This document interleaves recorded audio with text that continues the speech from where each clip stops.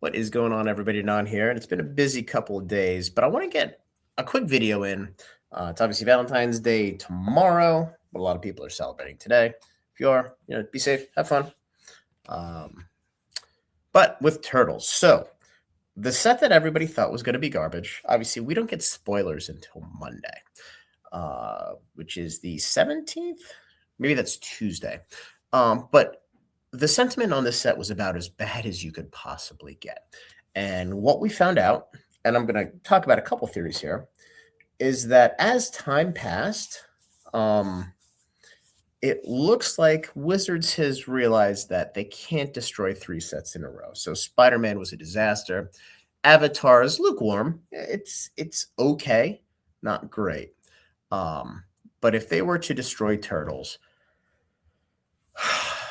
it would theoretically impair/impact their ability to attract other universes beyond IPs, because nobody wants to hear, "Oh, looks like your Magic set's a bag of garbage," and that stuff happens. Nobody wants to impact their own IP. You make a little bit of money, whatever, but at the end of the day, the IP is worth more than any monetary amount of money you're ever going to make selling Magic cards. Or in Turtles, what is it, Universes or whatever the set was they did last year. So what's interesting here is it almost feels like, because I was privy to what some of the initial purchase orders looked like from distribution, and I don't know this for certain, but it almost feels like WotC cut those purchase orders in the 11th hour, and they short shipped some of the at least the 2 larger distributors. Again, I don't have direct proof on that, but judging from the conversations I had initially versus the conversations now, something changed, and it's very, very interesting. So, for example, I don't have my WPN allocation yet, because I think PhD to some extent has been scrambling, because again, I think they got caught, and this was a little bit of a surprise. But everybody I've spoken to has been cut very, very drastically. So if you guys recall what the initial Spider-Man allocation looked like, where everybody thought the play boosters were visible, it's probably as tight as that or a little bit more tight. Now, what we found out after the fact was with Spider-Man, they just sent everything to Amazon because they figured that they would just rip everybody's face off because the price would go up, the hype was at an all-time high, and exactly the opposite happened. Now, I don't think they short printed Turtles because they would have had to make that decision months ago. But what I do think is I think they're holding a lot of product back. They're going to try to choke out the market to a certain extent and see if they can't start to change their perception of the price. This is one thing they did. They actually did it very well with Kamigawa in Dynasty when it came out. They slowly pushed product into the market, and it had the impact of creating a perception of a shortage of product. And ultimately, the amount of product that they print doesn't matter. It's the perception of how much product and how much they're printing matters. And I'll give you guys a quick anecdote. So when Flesh and Blood first came out, they thought it was a great idea to share print runs. And in theory, it sounds great, but the problem is no reasonable person is ever going to overestimate the print run.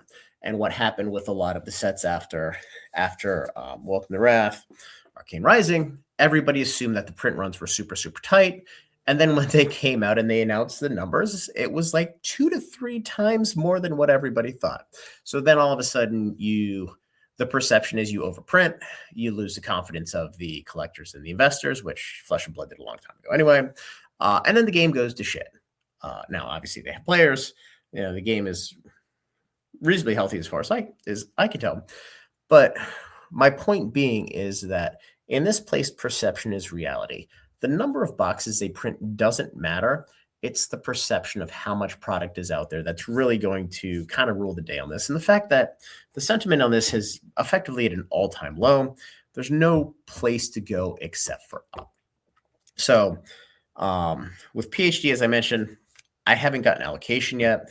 However, I have heard rumblings that they're potentially cutting non-WPN stores extremely tightly, potentially a 0, which is a number I heard from another store's rep, which is fascinating. Which tells me again they had an 11th hour surprise, because in the conversations that I've had, it's been, yeah, no problem. You're going to get the bulk of what you asked for, and it seems that's not going to be the case. With one of the other large distributors, I'm at about 55% of what I got from Lorwyn, which is fine. I mean, it is what it is. I'm not going to sit here and complain. It's just the world that we live in. But again, that tells me, because again, those initial conversations with the rep were, yeah, everything's fine. You guys should be getting a bump over the last set, yada, yada, yada. So the fact that I'm getting cut so much is actually very, very good, because it means there's going to be a shortage of this product on the market. And the stores that are selling collector boxes for $440 or $340 are out of their minds, because there isn't going to be a lot of product out there. And I would imagine this is probably a product that's going to get sold on Amazon for a long period of time, because once it's all gone from distro, they're going to have to move it. And I think what's going to be interesting is, do they have a large restock of play boxes 3 weeks after release, 4 weeks after release, where they just sit at distro? If that's the case, it could potentially turn into a bloodbath. But the last point I want to make, and this is the Fortune Fire Sale.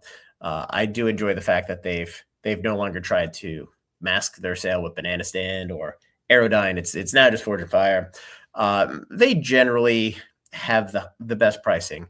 They're probably among, if not the highest spend in the market. And best pricing, high spend. They're able to do sales like this now. This sale, most likely, with a high degree of certainty, they are getting a fee reduction for this pretty substantially. Again, I don't know for certain. I'm just assuming so. But I think the thing that's really encouraging with the pricing here is the play boosters from distribution are somewhere around $121 for a normal store who's buying a case. The fact that they're selling these at $125 tells me that either they don't have a lot of product, or the discounts that they've gotten based on spend have started to soften up a little bit, so their price point's gone up.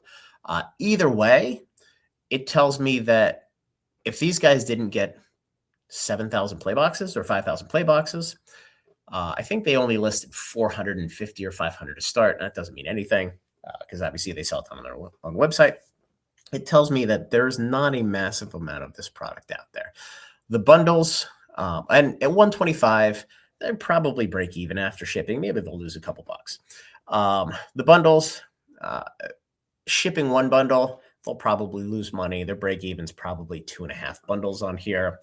Team up boxes, pizza boxes, these two numbers are very profitable. The fact that they're listing these at these prices tells me that there's probably a reasonably short amount of product. Same with draft nights. Now, there are certainly more draft nights than there were for Lorwyn, which we would kind of all anticipate, because at some point they have to make up the difference in the revenue targets. And then Commander decks, this is probably about a 15% margin on these. But the Commander decks look really, really cool. So you have 2 potential commanders, and then you have the 4 turtles, I believe, that are potentially or maybe it's 3 turtles and who's the rat guy? Oh my God, my 90s brain is dying. Splinter as the partners. So there's, what is that?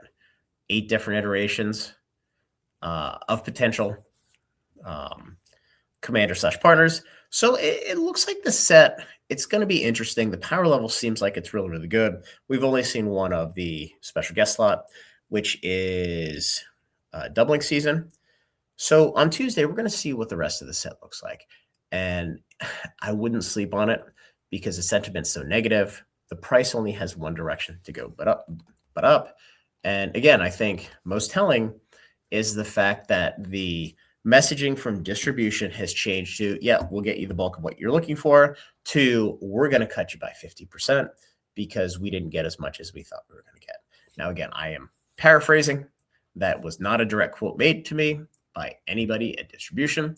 But that is what I'm seeing across probably 15 different stores of medium to large size that I've spoken to. And that's versus their order, and that's also versus what they had received for Lorwyn. So anyway, guys, don't sleep on the set. You might regret it. That's all I got to say. Like the video, join the Discord, or like the video, subscribe to the channel, join the Discord, and have a great weekend.